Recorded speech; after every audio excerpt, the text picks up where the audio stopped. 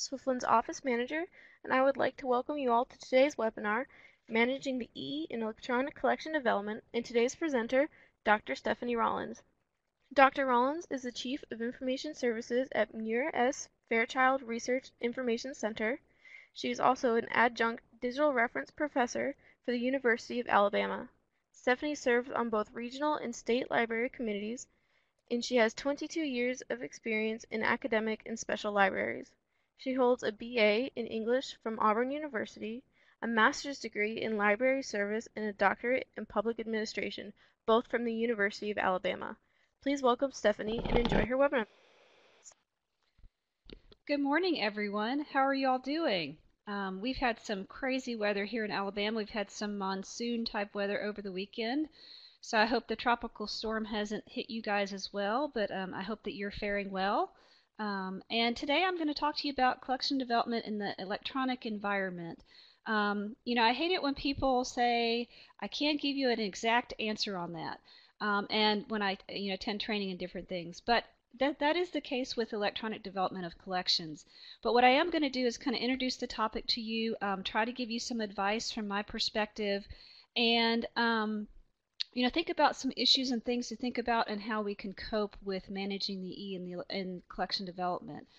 So just to kind of get you started, this is the agenda for today. And as we go along, please let me know if you have any questions. If it's something I can't answer right on the spot, I will definitely follow up with you via email or an article or whatever I can find that might help you.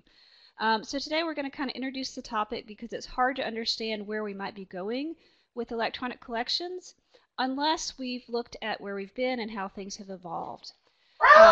Excuse me, I'm so sorry.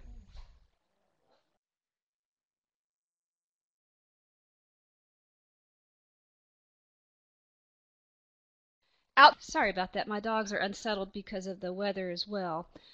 So we're going to talk about where we've come from, and then spend a little bit of time talking about what are e-collections, where they've come from, how you can manage e-resource collections, a little bit about licensing and what a license should look like, how to manage those, and then a little bit about negotiating and a little bit about the future and maybe how you can cope with kind of managing electronic resources. In my job, I'm actually the Chief of Information Services, which sounds like a really grand title. But actually what I do is I deal with electronic resources. And I think that you'll find too, depending on what library you're at, you may do bits and pieces of this job. You may do the entire job. So if you have time in the chat box, just talk to me about, what is your role with electronic resources? Because I'd kind of like to know that. And maybe I can speak to some things that would be more helpful to you as we go along. Are any of you electronic services librarians or acquisitions that manage electronic resources? Just kind of let me know, and I'll try to spot over and look at that while we're talking. So that's kind of the agenda for today. We obviously could have a whole day workshop or a couple day workshops, or there's entire books about some of these topics. So I'm just going to try to give you a flavor of what's involved. Some of the things from my perspective, having dealt with electronic resources for quite some time, and different things like that. And then again, some of you are probably collection development librarians, and that's your focus. We are a large military library, and so we have kind of split things up. There is someone that actually in my library does acquisition and the contracting part of it. So again, it varies depending on your library, and that's why it's so hard to pin down exactly what to tell you to do, because it's going to depend on your collections, it's going to depend on your library and your mission, it's going to depend on your users, and it's going to depend on your parent organization, right? Okay, great. So a couple of you have typed in the chat window. So some of you are collection development acquisition specialists. Again, some of you are acquisitions and then manage the e-resources. Wow, that's a lot. Some of you do system acquisitions through Overdrive, Digital and Technical Services Manager. Fantastic. I think that's the best of both worlds because I don't often get to see the technical side. I just get to set them up and do statistics, make sure they work, troubleshoot, things like that. Okay, great. Thank you for the responses. That just kind of gives me a picture. Oversight for cataloging e-resources. That's fantastic. Yeah, I don't get to see a lot of that sometimes either. Okay, so everybody's kind of typing, so hopefully you can kind of get some feedback on some of the experiences that your colleagues have with electronic resources. All right, so let's get started kind of on introduction. So I just wanted to review kind of what I think of as a kind of a collection. What is collection development versus collection management? So of course a collection is basically all formats that a library owns or provides access to, either in person, through remote access, through purchase or lease. So I mean it could even be a board collection or an antique collection in your library. It just depends. That counts as a collection, right? So it could be all formats, absolutely. So when we talk about collection development and you managing electronic resources, some of that falls into collection development, but some of it also falls into collection management, right? We want to build our electronic collections in response to our institutions, to our libraries. I see, Rachel, you've raised your hand. Is there a question or some help you need? Maybe Taylor can help you out. Sorry about that. I just saw your hand up. Okay, so again, when you're talking about electronic resources, it's building collections. What do your users and your community want? How are you going to do selection? What are you going to use for selection? What are your policies going to be? What's your budget look like? With electronic resources, it can be kind of crazy, right?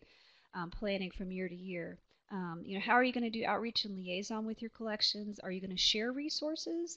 Again, it can include contract and negotiation with e-resources and management of e-resources. Collection management, again, on the other side is kind of decisions about weeding. How do you weed an electronic resource? That's a webinar I'd like to do just based on that because I think it's fascinating and confusing all at the same time. There's lots of opportunities for weeding electronic resources, but I don't think we're really sure how to go about it. So I think that would be something that would be a terrific thing to explore as how do you do that when there's so much overlap and different aspects like that. And again, it's things like your serials collection that's electronic. How do you take care of that?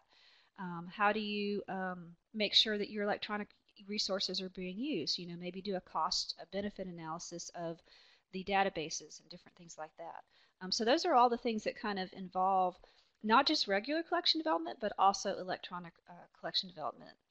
So things to think about, just to kind of give you an introduction to kind of some of the things that we're talking about. And again, we're not going to be able to have time to hit on every single aspect of that. I think there's whole entire books and 16-week classes that I teach that hit on that. But I'd like to just kind of give you some things to think about. That's really all I can do in an hour, and hopefully you'll have some questions and things you haven't thought about before, or some tips that maybe would help you. So, what are e-collections? And it's really hard to talk about where we're going or aspects of collection development unless you look at a little bit of the history. And I don't have a ton of history, but I just want to put it into perspective. And if you would, so I don't feel so old and alone, if you remember some of these things, please type in the chat box yes, or yes, I remember when some of this happened. But to put it into context, we can't, like I said, we need to think about to manage and develop e-resources. It kind of begins with understanding how the supporting technologies have evolved, right? So the history of electronic collections is really not that long ago, right? Okay, some people are saying yes, I remember it. Thank you. Because I remember, I wasn't 70s. Okay, I don't remember. I do remember Medline and Eric and dial-up, and the librarians. That was really the only way that you had access, and you had to dial in. You had to have your search ready, and you had to get out because it was really expensive, right? So we had dial-up. Some of you may not remember that. In the 80s, we were so excited when we got, CD-ROMs, and then you could network the CD-ROMs, so somebody at more than one computer in the library could read a book. And it was not super fun. I mean, we thought it was cool, but the users could search. They could look at things electronically. I remember when we had, our index to military periodicals, and you could get on the LAN and you could search it throughout the library. So not anywhere else, but just in the library. And then in the 90s, we started getting these things called online databases, and we had a login and password. And then, this unruly people, not unruly, but this company LexisNexis then moved to something called IP recognition. And that kind of opened the world for all of our users because we could authenticate them through IP. And so that was really nice, but they still had to go, straight into that specific database. There was no discovery layer. There was no, searching across databases. And then we get to the 2000s where we have, we can link text through open URLs. So they could, kind of have a Google-like discovery search. And these open URLs, which are these links that transfer citations to the full text via a link resolver. And that's, if you look at, dial-up and then now to things like a link resolver, that's in, 30, 40 years. That's just crazy talk, right? That's just amazing that we've come so far with electronic resources. So things move really quickly. And if you, I think you guys know what OpenURL is and what we're talking about here, but there are things like Serial Solution and SFX. They let you do a search and it takes a link and it resolves it to the full text of the document. In case, because some people, even people I work with, don't know what an OpenURL is. I think they know what, once you tell them what it is, they're like, oh yeah, I knew what that was, but they didn't know it was called OpenURL. So just in case, just some vocabulary in case you didn't know, which I'm sure most of you do. I just don't want to assume that you know something and then be confused later. Okay. All right. So just to continue a little bit. So that's kind of a little bit about the evolving e-collection. But then we got into ebooks, right?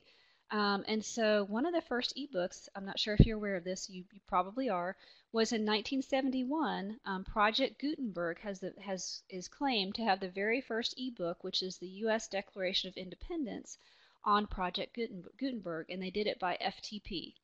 And then they kind of slowly added more ebooks in the 1970s. Again, in the 80s, we had our CD-ROM books. And then the 90s, we had links to ebooks through the library catalog, which was trend-setting, right? However, when I say there were no fun books, they were mostly nonfiction, scholarly, academic, right? So in the mid-90s, we finally had publishers and presses, kind of selling to libraries. We had, I don't know if you guys remember Net Library. EBSCO ended up buying them. They were PC-based, right? So you had to open it on your PC, and it was a lot of text. And it still wasn't a ton of fun. But, in the early 90s, we kind of got these e-readers, and I don't know if you guys were around or remember, but they were really clunky. And they were kind of hard to use. Definitely not any assistive technology for people. However, in about 2006, we finally had some powerful e-readers like the Nook, different things like that. And we finally had some, fiction books that you could read. You could take it with you. And this was a huge improvement, right?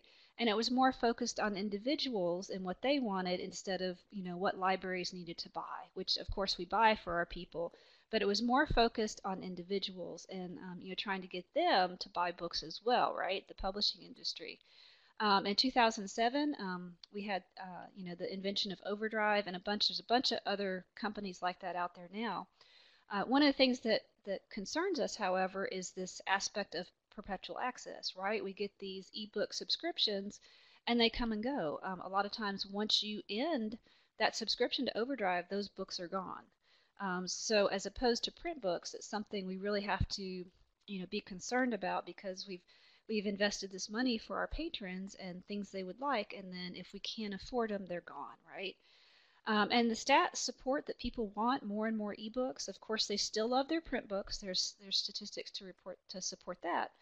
And there's also now people doing self-publishing, right? We'll see those books on Kindle for like $1.99, right?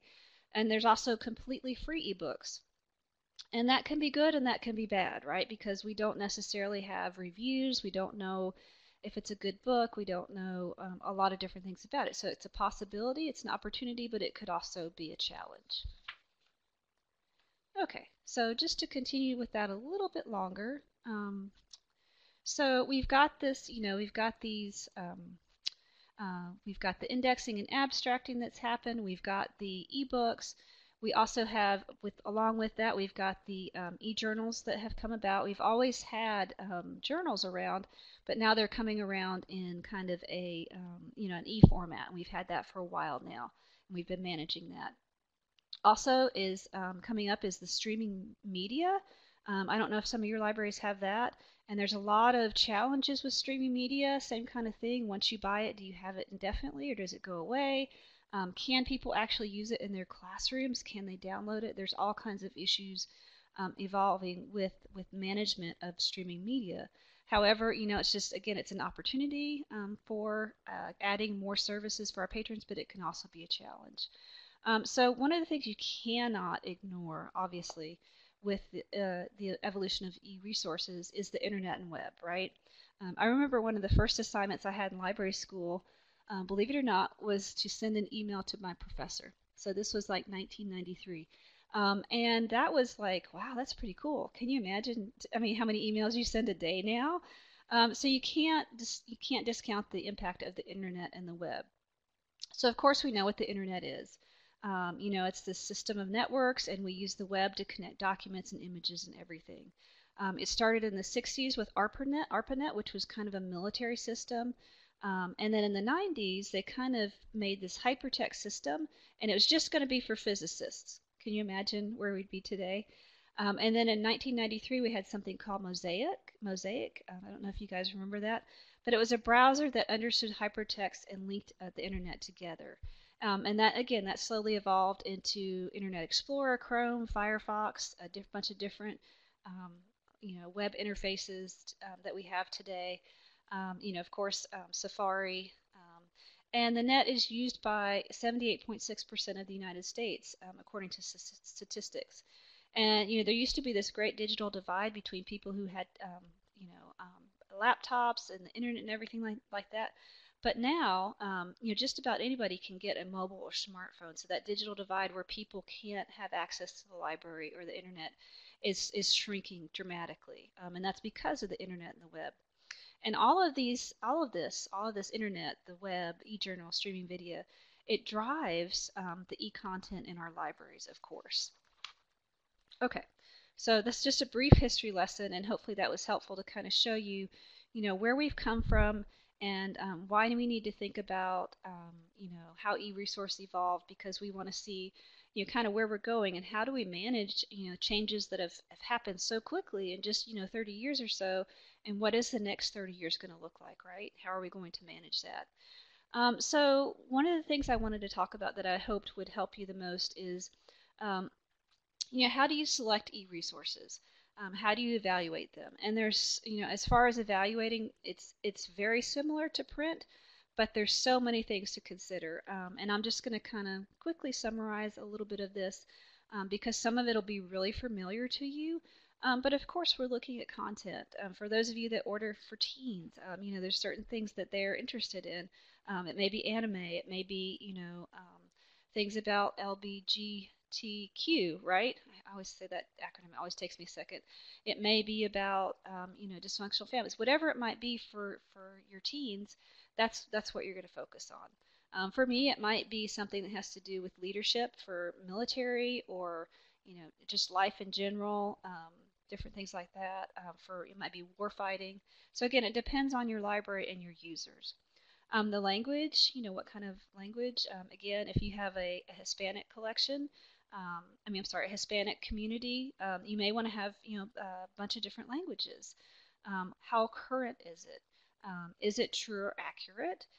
What is the writing style?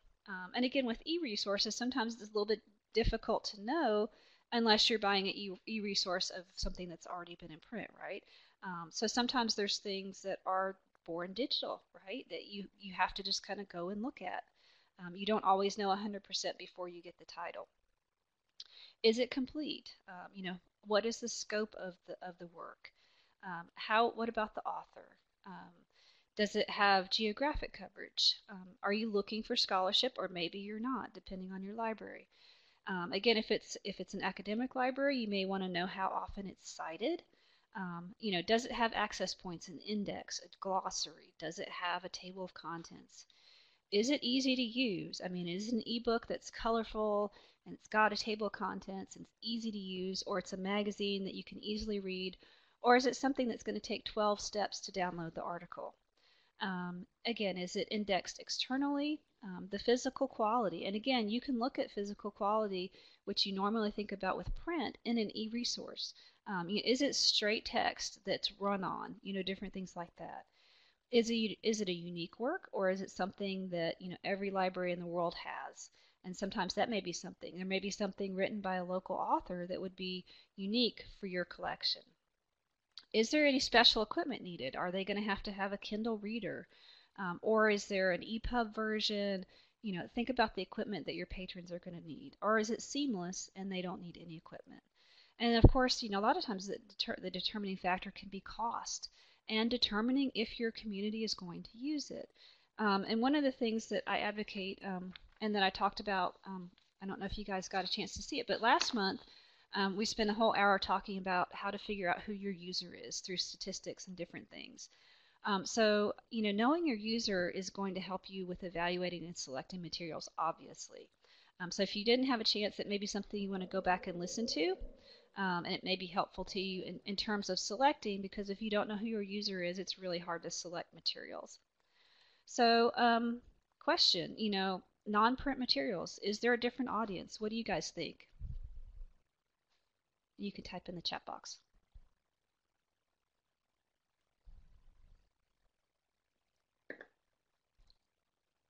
And a lot of people are typing.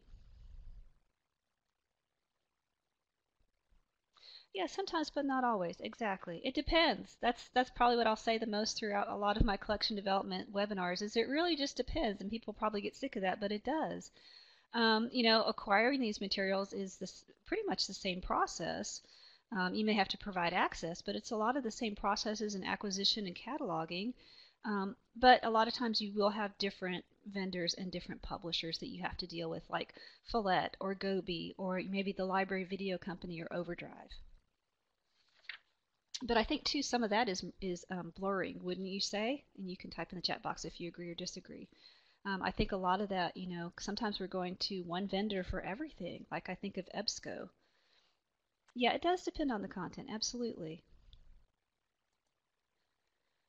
Okay, so when you're thinking about evaluating resources, of course the garbage men are coming, I apologize. So there's more, obviously. I feel like one of those infomercials, right? So when you're thinking about e-resources, um, some things to think about. What is the business model in play? What are the pricing and licensing terms? Um, and all resources have licenses, obviously.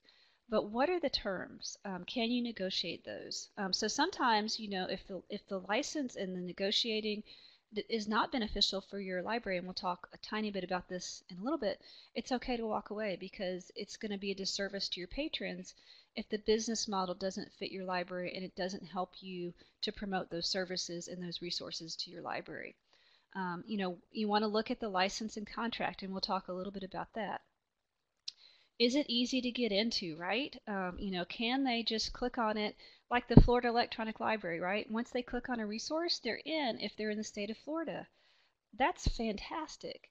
But if they have to, click on it and then they have to request a login and password for you, which is what we have to do at our library because we don't have static IP addresses, that's a break in service, right? So ease of authentication would be great. The completeness of the e-resource, again, similar to things in print, how current it is.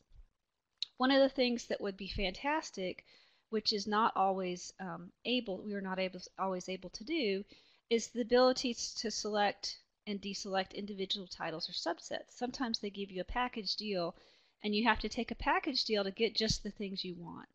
So it'd be great if you could kind of pick and choose your e-resources. And some companies are fantastic with that, but not all of them, right? They want you to buy more stuff. So that would be something to think about when you're evaluating purchasing e-resources. Again, the service, the physical and logistic requirements, we talked a little bit about that. If they have a citation management system, so we're talking about not just ebooks, but also serials. Are you able to cite it? And that's important for, high schoolers doing research and college students. How are they going to be able to cite their sources, and is it compatible with other bibliographic management software? Is it mobile compatible? A lot of times some of the things you'll get, like for instance a PDF article is not always 100% mobile, right? You can't read it, it's too small. So think about things like that. And then a big deal for me is, is it accessible to people with disabilities? When they first started doing e-resources, and if you look through the literature, there's several public libraries that had ADA lawsuits because they provided, they rented out e-resources, but they didn't take the time to test to make sure that it would actually be accessible for people with disabilities. And so there's a couple things you can do with that we'll talk about later that can help you with that. Again, does it have open URL compliance? You're able to have a link resolver to actually pull up the source they want, right? And is it seamless? Yeah, again, it does depend on content, definitely. So does it have a good interface? People are looking for that clean Google interface. Whereas we're looking for all the options as librarians, right? We want to lock it down and be able to find it with an advanced search. Is the output easy to read? Can you transfer it to different delivery platforms? So let's say you get something in Overdrive. If you get a different e-content subscriber, are you going to be able to transfer that? And sometimes that's not possible. What are your user stats? Are there any? You would be surprised. I manage the user statistics for all our databases, and there are some companies that are like, well, we don't provide those, and you're like, what? But they don't, and it's not like it's not a law. So think about that when you're looking at evaluating any resource. And so what I have to do is go through the easy proxy to see if there's any traffic there. So that's something to think about. What about the response time? Are they, when you have a problem, are they able to help you? Are you able to get the back files of, say, if it's a serial? And can you keep that content? Like if your contract, if you don't get funding that year and you have to drop that database, do you get to keep the prior content? And then is there metadata included, or are you going to have to catalog it from scratch? And is it a duplication of some of the things that you already have, right? So those are things to think about when you're evaluating. And again, like I said, I'm giving you more questions than kind of answers, but it's just to get you thinking about what when you're thinking about buying an e-resource, what are some things to think about? So again, this continues with the kind of the serials and e-journals. We've kind of talked a lot about this. Again, your finances, what does the subscription look like? Negotiating the license and contract. What's the purpose of the publication? For a journal, sometimes it's a lot easier to see. Again, some of the same things about the purpose, where it's indexed, who's it for? Is it going to be something that's too high level for your patrons? Is there a hosting fee? That's something I had not heard of before, and some of these vendors will charge a hosting fee. Even if they give you perpetual access, they want to charge you for it for the rest of your life. And then if you should purchase or lease something. And then also some of the things that I've read lately, and this may be kind of, newer for a lot of libraries because I think some libraries are a little bit afraid of it, is, having pay-per-views, letting the patrons drive your acquisition. Do any of you do patron-driven acquisition? We don't because we're a federal library and we can't, the contracting and all that is really strange. We can't do something like that. But do any of you do patron-driven acquisition? And just type in the chat box if it's been successful or if it's been a lot more money than you thought. You have in the past. Okay, great success. Great. Okay, a limited amount. Okay, great. Thank you. And I think that may be kind of where some of this may be going. That may be part of our future. It's just that yeah, more money than you thought, and I think that's the fear. But then you've got things your patrons are actually asking for. But like in the academic world, and I don't know in the public library world as well, it can be really expensive, right? You take suggestions. Okay, great. Okay, you've had to limit some of that. Okay, but I think it's kind of the way things are going. But you just have to think about all the aspects of it and how that's going to work for your library. And then, one of the huge things with developing collections is, with a print book, people can check that out. You can have multiple copies, and they can check that out a ton of times. With electronic, we run into sometimes something called digital rights management, and it can be really hard for more than one person to look at a book. And that's kind of to explain that to a customer. Oh well, someone has the book open, or someone's downloaded the book, so that's it. When in the electronic world, you're thinking, oh, well, you have unlimited access, and that's just not the case with libraries. So that's one of the challenges too, is that we run into that digital management. I'm sorry, digital rights management with articles, and being able to interlibrary loan things, letting other libraries look at an ebook. In terms of interlibrary loans, a lot of that just doesn't happen, and you think it would because it's electronic. Okay, so we've got some big challenges, right? Things are constantly changing. It seems like we've got this menu of endless choices, right? Um, how are we going to afford all that? We've also got some challenges with things that are just held locally, right? Local authors, local publications, local journals. And then they're already in print and we're just buying an electronic copy. But now what we're running into are things that are born digital, right? And how do you evaluate that and make sure that you're getting a good product? And questions we're asking are, is the electronic version the best? Maybe we need to hold on to the print for a specific resource because that's going to be better than having an electronic. Just to tell you a little bit about me, when I have something that's fiction, I can read it on my phone. I'm happy. When I have something that's scholarly or academic, I prefer the paper book. I've got to download the article, print it out. So again, thinking about, is the electronic version the best for some of the things that you're trying to buy and purchase for your customers? Again, the business and pricing models. To me, I don't do a lot of this, but just my limited knowledge of looking at pricing, and acquisitions people, you can speak up. To me, some of it seems just kind of outlandish and crazy. Like, how do you increase that much percentage in 1 year when it's not that much increase in content? And I don't know if I'm just ranting on that, but if you want to type in the chat box what you think, that would be great.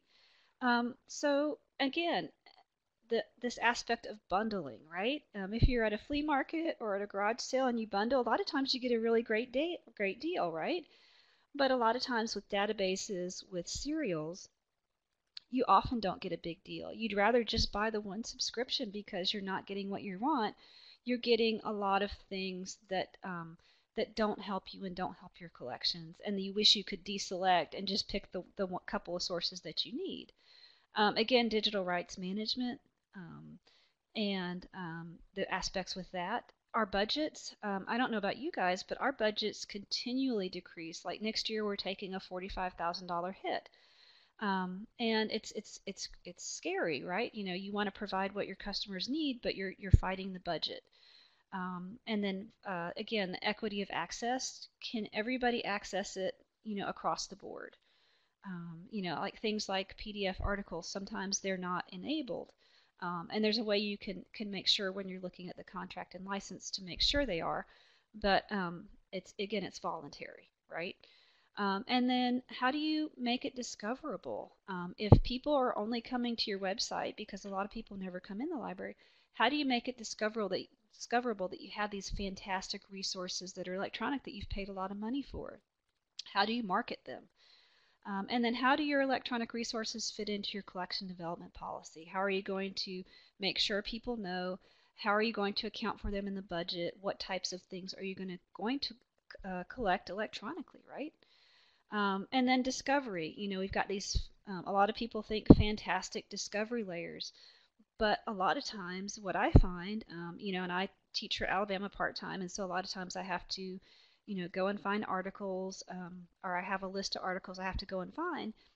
And about 3/4 of the time I can find them, but sometimes about a fourth of the time the link resolver doesn't work. So it's not 100% seamless with the discovery system. So that's a challenge, right? And then of course our users' expectations. They want one click, they want to get in, they want to download the whole book, they want to keep it forever, right? That's not necessarily the model we can always support. We hope to one day, but with the digital rights management, those are sometimes things we can't always do. And then the devices keep changing, right? So we're, a library. We're trying to be mobile. We're trying to appear on mobile devices so people can use us appropriately. So those things are changing so quickly.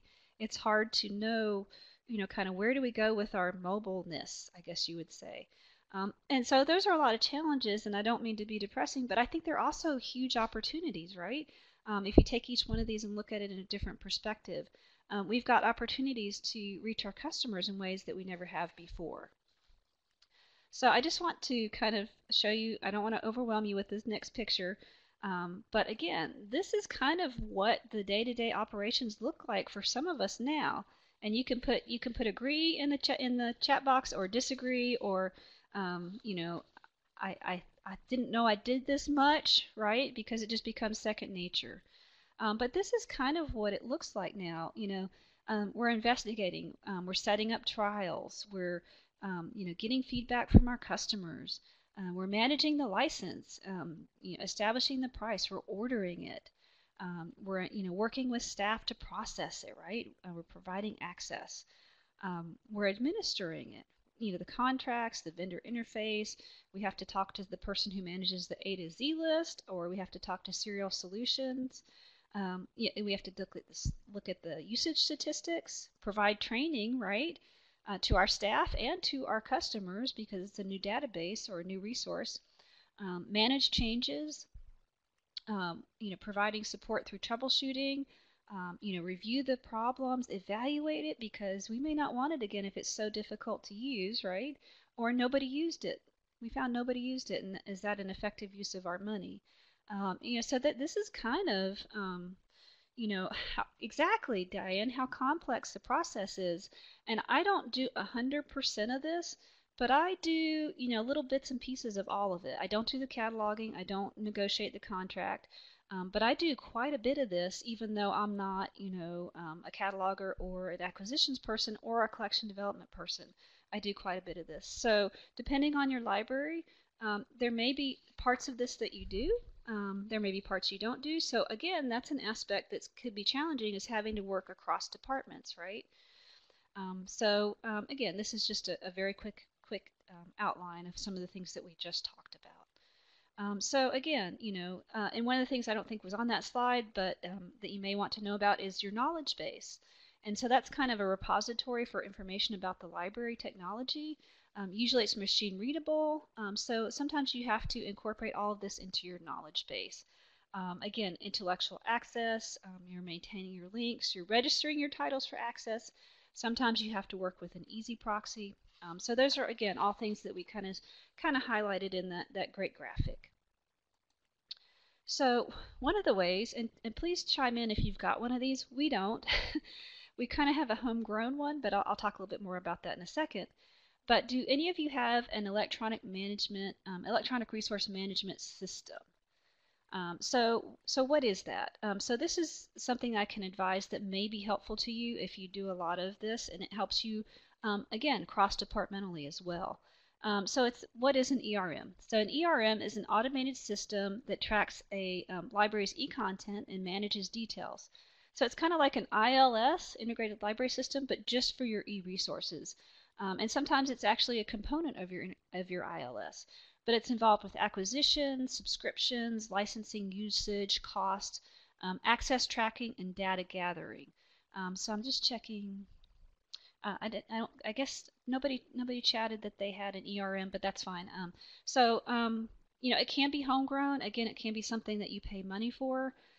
But again, it tracks your information, and it gives everybody one place to go to enter the information. And it helps with your workflows and different things like that. You don't have one. Okay, all right, you don't. And if you are interested in kind of developing your own, one of my employees actually took OneNote and loaded all of our licensing, and you can actually, and that would be great to do a webinar on, is to talk about, because I don't have one, what is an ERM and how does it work, and is it helpful? It would be great to know those kind of things. So maybe you guys can share among yourselves. You've got, who these people are in your chat box. It would be good to know if it worked for you or not. But again, it helps you manage your electronic resources. But what I was saying is one of my colleagues developed a OneNote, which OneNote is kind of a Microsoft Office product, but it's kind of like an electronic notebook. So you can put your licenses in there. It will actually, it's like if you have the PDF of the license, it's searchable.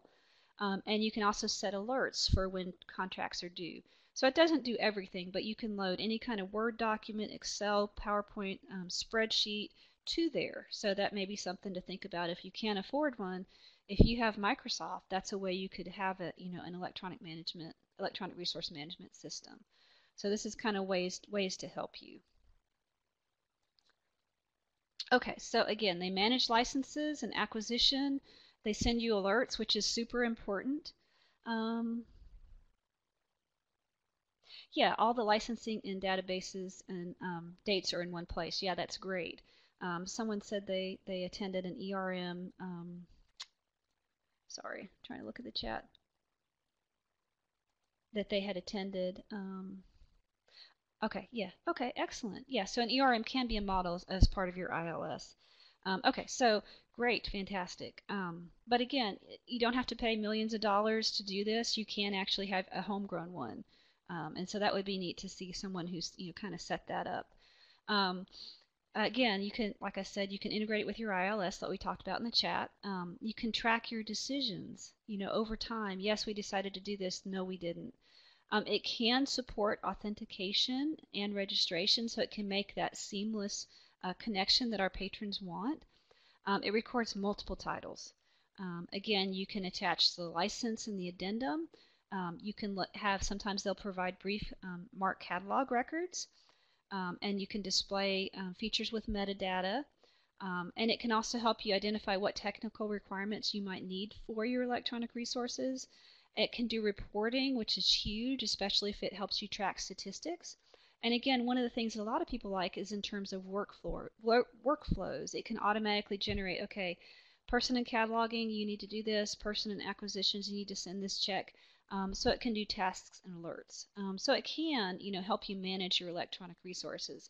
So I mentioned that because it is a huge deal, right? For helping you kind of manage. If not, like my library, everybody kind of does their own thing, and we just kind of have our workflows, and everybody does their part. But I think it could be so much better. Um, so managing managing e-resource collections. We have how do you discover and access them, right? So we have local cataloging. That's kind of what we do, and that's where you locally create the new record for each e-resource sometimes. But however, a lot of libraries have kind of gotten away from that. Some still do, individual records. And we've gone to more of batch records, like Serial Solution or SFX. And you kind of, this is a challenge because you have a quantity of records, but in terms of cataloging, is there quality? And I bet the catalogers here would probably have something to say about that, right? We've also kind of outsourced our A to Z list, right? We might update them, but our like SFX or different things like that, we get those automatically. And then so one of the challenges is how do you update those records? Do you have time to do that?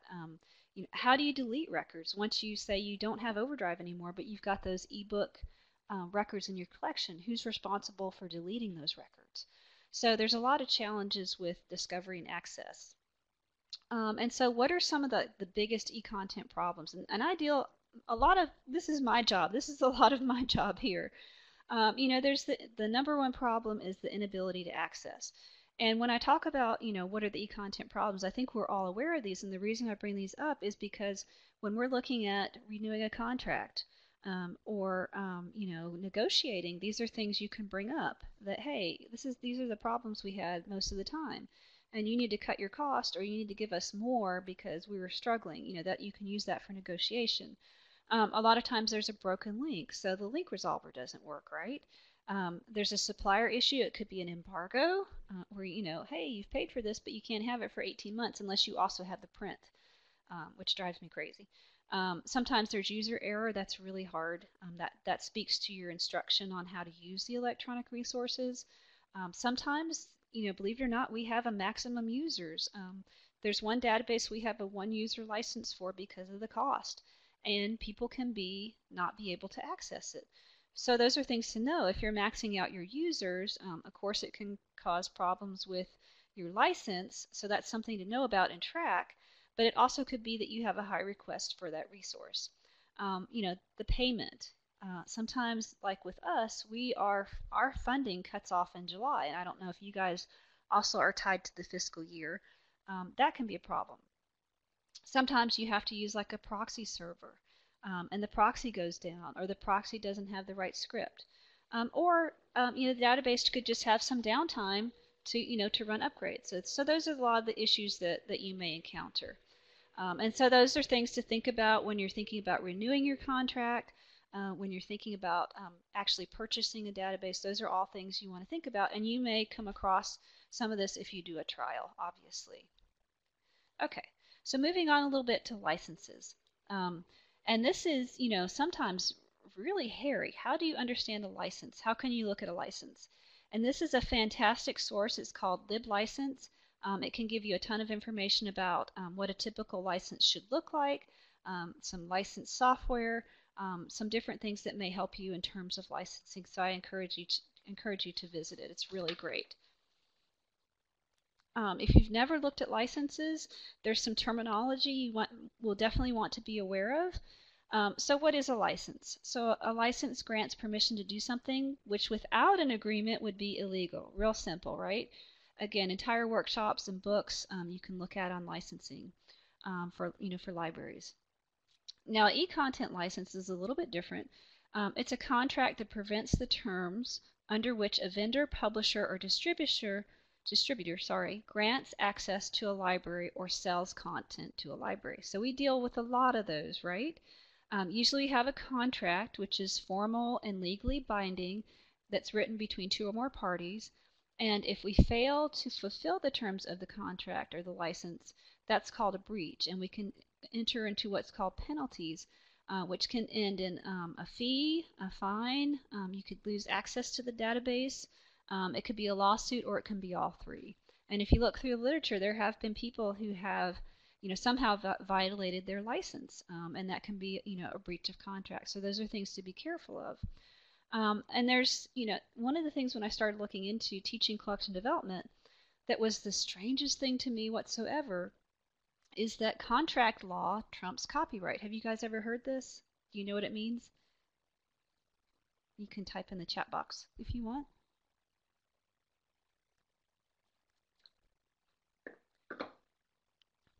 Okay, so people are saying no.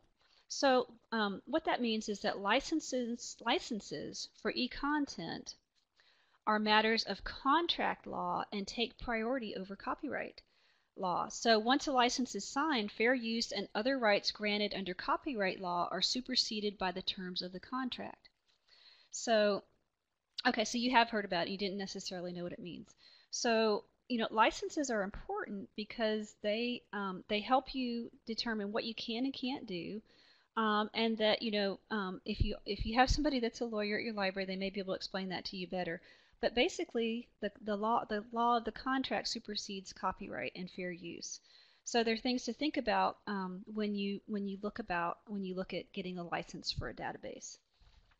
And somebody else is typing, and they may be able to explain it better than I can. But it was just something that was baffling to me that the contract for the resource, supersedes copyright, which is crazy. I think Susan's typing, so maybe she'll have more to say.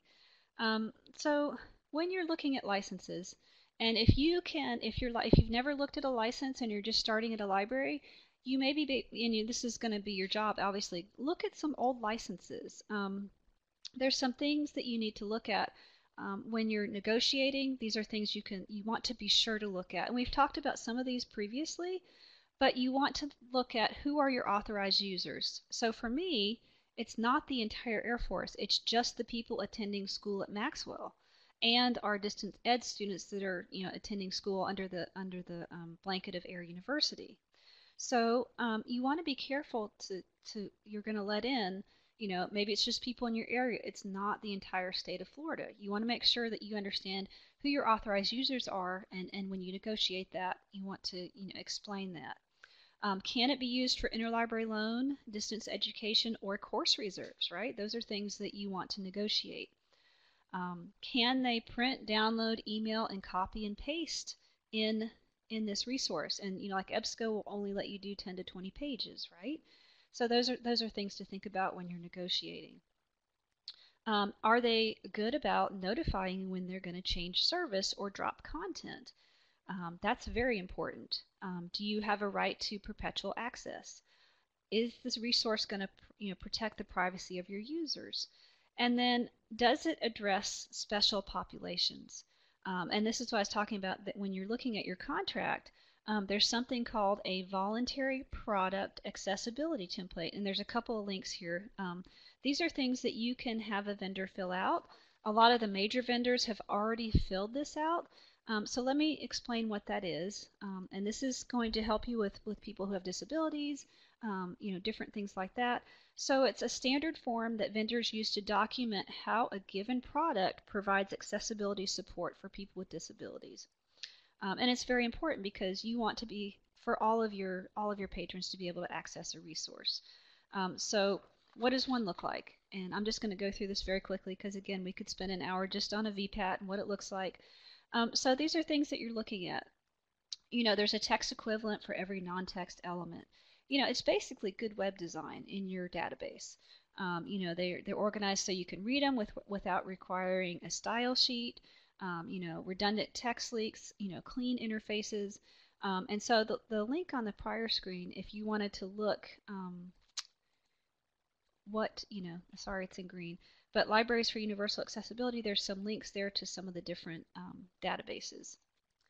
Okay, so again, some of the things to think about when you're negotiating and you're looking at a license is you want to be sure that you are paying attention to the law that applies. So the state of Florida may have different laws than the state of Alabama, or if you're at a university or you're a federal government, you have to pay attention to the law that applies in your area. Okay, so also use statistics. If it's a renewal, if you say, I'm sorry, well, we didn't get much use out of that, so we're thinking of dropping you, but what can you do? Can you give us a reduced fee? We may continue. Again, that's something you can use for negotiation. So there's also, you want to pay attention to indemnification, like if you do exceed your user, what could happen to you? You also want to look at the renewal or termination processes because sometimes they'll say, oh, this is a 2-year contract. Oh, if you terminate early, say you had a hit to your budget, you're still going to have to pay the whole thing. Those are things you want to make sure you pay attention to in your license. Also, Susan is talking here about, the digital rights management. That's something you want to look at. You want to think about what is your preferred payment scheme. In the federal government, we're pretty locked in. There's only so much we can do. You want to know what your library can pay, and can your library meet these license obligations? And then, are there any conditions with assessing content? Those are all things you want to look at. So, what are some of the best practices for negotiating licenses? You want to think about who should negotiate. Like for us, we have the head of acquisitions, but we also have to go through contracting, and so there's a lawyer there. So who should negotiate for your library? Should it be anybody else, like I just talked about? So should it be your library director plus the head of acquisitions? You want to develop some specific library guidelines and checklists. So for instance, these are deal breakers. These are things the library must have, and you kind of know some of the things you must have. And you also want to make sure that you know kind of the vendor business and what it should look like. And you want to also think about what your existing relationship with this vendor looks like and review it when you come to negotiating. Again, you want to think about what is your library prohibited from accepting, and you want to get it in writing and compare. When you get your license, you don't have to accept it right away. You want to look at it and compare it to your library's checklist. Set an acceptable baseline. These are the things that we must have. These are things we'd like to have, and then know that you can walk away. We're getting ready to walk away from a library database that's, like 2/3 of our budget just for one library database. We're going to try to find some substitutes, but we can't afford, as a good steward, we cannot afford to keep that database, even though it's fantastic. So you can be prepared to walk away and cut things if you have to. Okay, so just a couple minutes left. So what does a licensing document look like? So these are just a few things. I'm just going to run through them quickly. It should talk about the content, who's responsible, how it can be used, who our users are, how it's going to be authenticated, how it can be used, the cost, the terms of the contract, whether or not you can have perpetual access, um, cancellation policies, warranties and disclaimers, contractual obligations for both parties and the penalties, access for people with disabilities, and it's going to have a signature page. So that's actually what you're thinking about with the exact document. Okay, so just when you thought you were done, you've managed your e-resources, you also have to manage your licenses. And again, that could take place in an ERM, but it could also be homegrown. You can also have your home system. So you want to, again, you want to track your, not just put those licenses in a folder, you want to make sure you track those terms and conditions, the cost, and the renewal processes. Like John is saying with Academic Search Premier, they're going to have to look at some of that, right? Again, you can do an in-house ERM, like you can do OneNote, you can do Excel, an Access database, or it can be a part of your ILS, right? Or you can do, again, do something commercial. We're looking at ALMA. I don't know if it's going to happen, but that may streamline a lot of our processes. But whatever works for you as your library to track things. And then another thing is you got this fantastic group of people here that are chatting. Look at what other libraries collections and what they're doing with their e-resources. Talk to them. Sometimes they can't share information, but sometimes they can.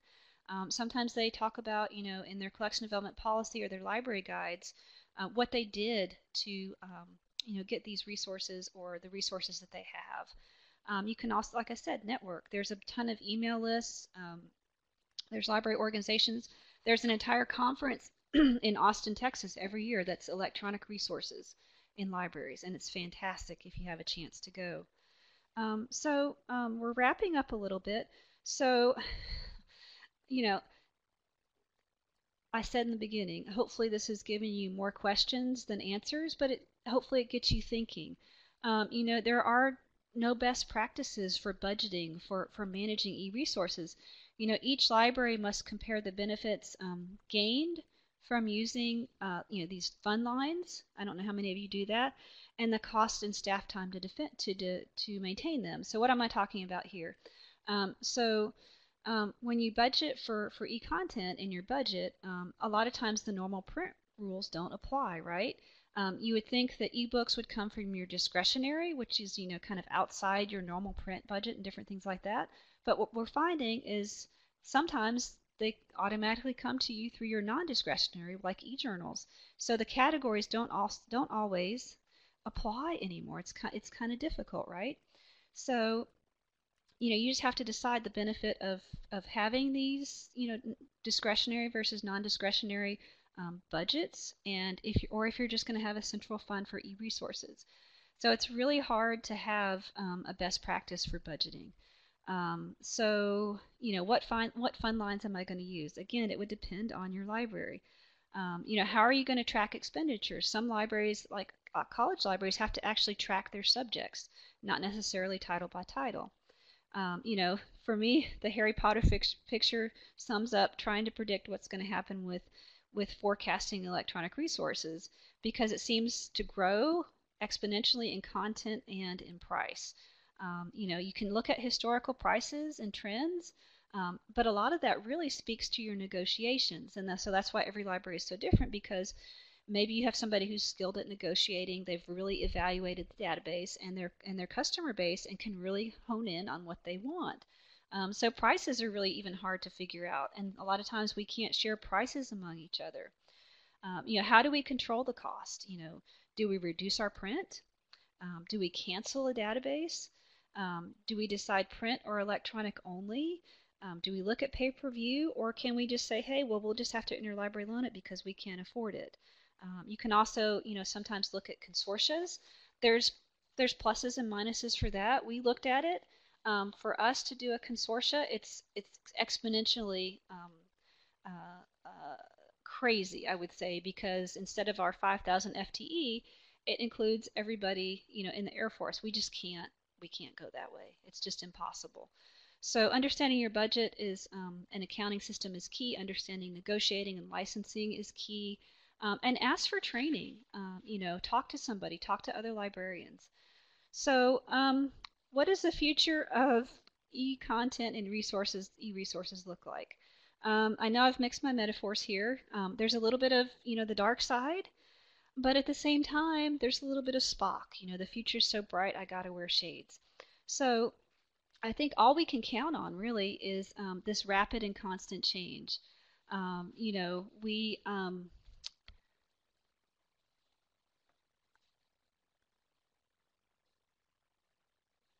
we have, this digital media and other technology that's going to continually change.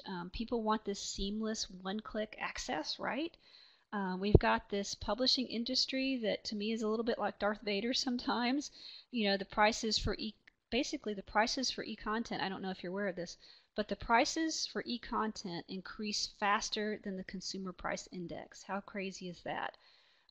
So we have to think about, do we want to rent to own? A lot of the content industry, there's buyouts. ProQuest just bought Ex Libre. It's a crazy world. Our library users, again, there's no more of that digital divide. A lot of people have cell phones, and so they can have access to these content. So society is changing. In libraries, again, we have to cope with insufficient funding. And so a lot of times too with libraries, websites are our primary content method. So we have to think about making our library websites better. Um, so we also want to think about grants. So what are some of the strategies with coping for the future? One of the things I would say is that our value, the importance of libraries for communities of users, is going to persist. Our core values from ALA, they are going to guide us. They are still a constant. That need to provide access to information for people, intellectual freedom, all of those core values are going to help us to deal with the future. And again, we've got some guiding principles. We want to develop collections and services that support the library mission and our parent organization. We want to exercise good stewardship in maintaining the library's financial and staffing reasons, and that may mean making some hard decisions and cutting things. But we use data to drive those decisions and, again, what our customers want. Again, we want to implement efficiencies that improve operations and services, and we want to, employ ethical dealings with vendors. And so those are some of the guiding principles. Again, our core values, those are things that are going to help us deal with change. So I don't have a lot of answers, but hopefully, this has been instructive in thinking about, okay, I need to make sure when I negotiate, I look at, our history, the licenses, the different aspects of, why I would select a resource.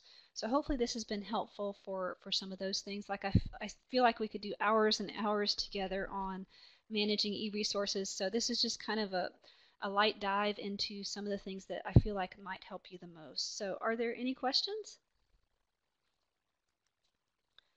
And if you are interested in collection development, I will be coming in person to Swiftland this summer, and I think Taylor or Luli can give you the dates. But hopefully this was helpful to you. Like I said, there's so many issues. It's hard to focus in on exactly what you might need because there is so much. But hopefully, this was instructive in giving you some help. That's my goal. What would I want? What would I want to know that would help me the most?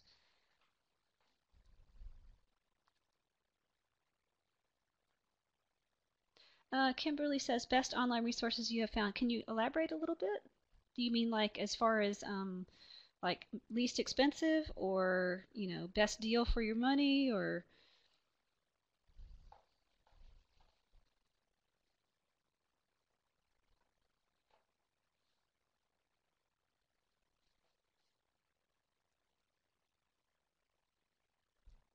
So lots of people are typing. And if you guys need to go, I understand because we said it was just an hour, so I can get back to Kimberly. But thank you so much for your time, and I hope that you'll come in person this summer. Maybe I can do more on electronic resources as well as regular kind of collection development. Thank you so much.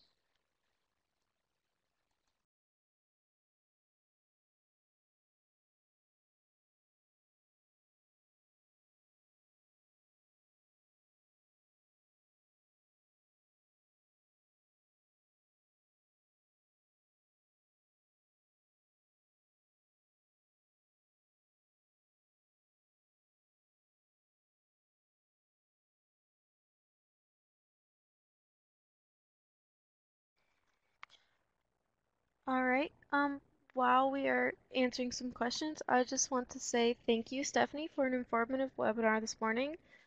As she said, if you enjoyed this webinar, we ask that you join us on Friday, July 13th, here at the Swiflin office for Dr. Rollins' next training, User-Focused Collection Development, Ins and Outs of Building Your Collections. As always, we encourage you to keep an eye on the Swiflin CE calendar, the Swiflin Facebook page, or your message from the listserv. Thank you everyone for attending and have a terrific rest of the day.